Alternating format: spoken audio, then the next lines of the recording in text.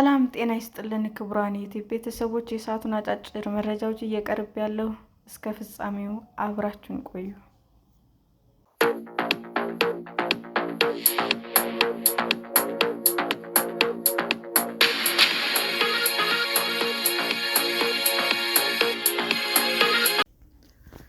በአማራ ክልል መንግስትና በአማራ ፋኖ ህዝባዊ ድርጅት መካከል ዘላቂ የሰላም ስምምነት ተፈረመ። በአማራ ክልል ከሚንቀሳቀሱ ታጣቂ የፋኖ ቡድኖች አንዱ የሆነው የአማራ ፋኖ ህዝባዊ ድርጅት ከክልሉ መንግስት ጋር የዘላቂ ሰላም ስምምነት መፈራረሙ ተገለጸ። የሰላም ስምምነቱ እንዲፈረም በማደራደር የአፍሪካ ህብረትና የምስራቅ አፍሪካ የልማት በይነ መንግስታት ድርጅት (ኢጋድ) መሳተፋቸውንም ተናግሯል። ስምምነቱ የተፈራረሙት የአማራ ክልል ርዕሰ መስተዳድር አቶ አረጋ ከበደና ከአማራ ፋኖ ህዝባዊ ድርጅት በኩል አቶ ማስረሻ ሰጤ መሆናቸው ታውቋል።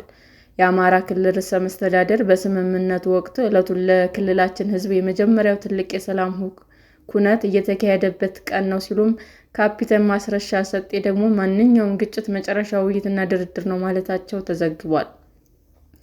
እንዲሁም ከአሸማጋዮቹ አንዱ የሆነው የአፍሪካ ህብረት ኮሚሽን ምክትል ሊቀመንበር አምባሳደር ሰላም ማሊካ አዲስ ስምምነቱ የአገሪቱን ቀጣይ መዳረሻ የሚያቀና ነው ሲሉ መናገራቸው ተገልጿል።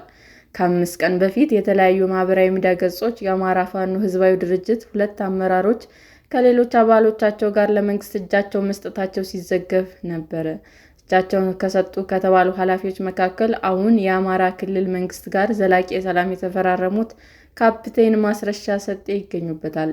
የመንግስት አሁን የአማራ ክልል መግለጫው እስኪያወጣ ድረስ በጉዳዩ ላይ ምንም ያለው ነገር አልነበረም። ከዚህ በፊት የአፋሕድ መሪ እንደሆኑ የሚነገረው አቶ እስክንድር ነጋ ከአፍሪካ ህብረት፣ ከምስራቅ አፍሪካ የልማት በይነ መንግስታት ድርጅት (ኢጋድ), ከአውሮፓ ህብረት እንዲሁም በኢትዮጵያ ከአሜሪካ ኤምባሲ ተወካዮች ጋር ሰፍረው ባልተገለጸ የክልሉ አካባቢ ተገናኝተው መወያየታቸውን የሚያመለክቱ መረጃዎች ወጥተው እንደነበር ይታወሳል። በወቅቱ አቶ እስክንድር ከፌዴራል መንግስት ጋር መደራደር የሚለው ጉዳይ በውይይቱ ወቅት እንዳልተነሳም ገልጸው ነበር። አሁን ድርጅቱን ወክለው ከክልሉ መንግስት ጋር ስምምነት የፈረሙት ካፒቴን ማስረሻ ሰጤ ሲሆኑ፣ በዚህ ስምምነት ውስጥ አቶ እስክንድር የነበራቸው ሚና አልተገለጸም። ስምምነቱ የክልሉ መንግስት ለሰላም የሰጠው አማራጭ ካለ እንደሆነና ለቀጣይ የህዝብ ሰላም እፎይታ መሰረት የሚጥል ነው ተብሏል። ባለፈው ሳምንት የአማራ ፋኖ ህዝባዊ ድርጅት 2 የስራ አስፈጻሚ ኮሚቴ አባላቱን ከመንግስት ጋር ግንኙነት ፈጥረዋል በሚል ማባረሩ በስፋት ሲዘገብ ነበር። የድርጅቱ የስራ አስፈጻሚ ኮሚቴ አባል ናቸው የተባሉትን አቶ አሻግሬ ባዬ መቀመጫቸውን በአሜሪካ ላደረጉ የዩቲዩብ ሚዲያዎች ኃላፊዎች የታገዱት ከመንግስት ተልዕኮ ተቀብለው በመገኘታቸው መሆኑን ተናግረዋል።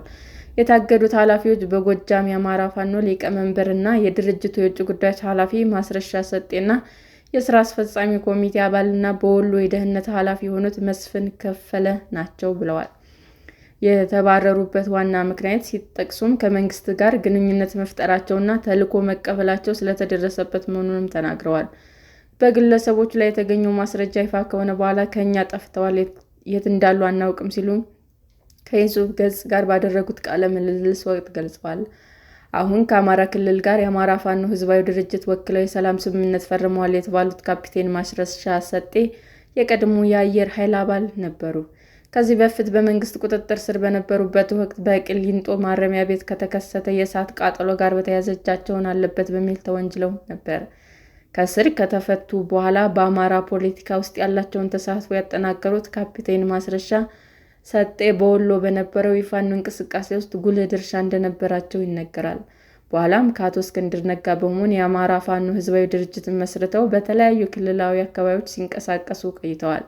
አሁን ከክልሉ መንግስት ጋር የተፈራረሙት የሰላም ስምምነት መንግስት በክልሉ ታጥቀው ለሚንቀሳቀሱ ኃይሎች በተደጋጋሚ መሳሪያቸውን አስቀምጠው ወደ ሰላማዊ የፖለቲካ ትግል እንዲገቡ ለሚያቀርበው ጥሪ እንደ ከፍተኛ ዕድል ሊቆጥረው ይችላል።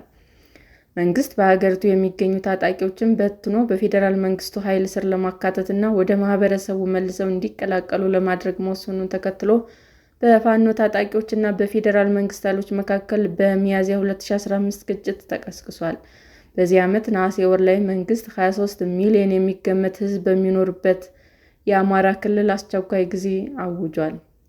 ከዚያ ጊዜ ጀምሮ በክልሉ የተለያዩ አካባቢዎች በሚደረጉ ውጊያዎች በርካቶች ቤት ንብረታቸውን እንዲሁም ሕይወታቸውን አጥተዋል።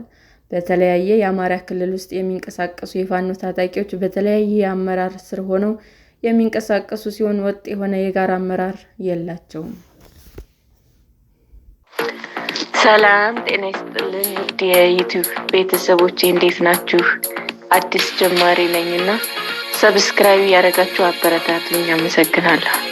ክቡራን የዩቲዩብ አድማጮቻችን ለሰዓቱ ያቀረብኩላችሁ አጫጭር መረጃዎች ይህንን ይመስል ነበር። በሌላ መረጃ እስክንገናኝ ሼር፣ ላይክ፣ ሰብስክራይብ እንዲሁም ቢቀርብልን የምትሉት መረጃ ካለ ኮመንት እያደረጋችሁ ቸር ቆዩን።